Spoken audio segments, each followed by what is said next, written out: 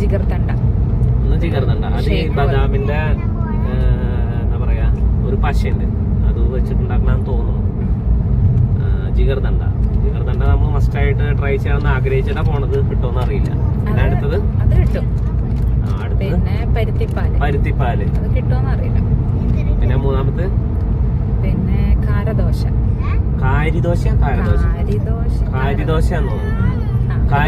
ഈ ദോശയില് മുട്ടയും പിന്നെ മീറ്റൊക്കെ വെച്ചിട്ട് ഉണ്ടാക്കുന്ന ഒരു 3 ലെയർ ദോശ.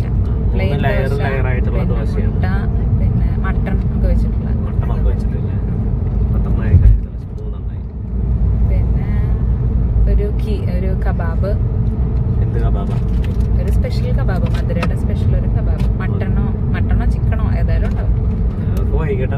അതൊക്കെ ചിലപ്പോ രാത്രിയേ കിട്ടുള്ളൂ. അപ്പൊ നമുക്ക് അതൊക്കെ സ്കിപ്പ് ചെയ്യേണ്ടി വരും. മെയിനായിട്ട് പിന്നെ ഒരു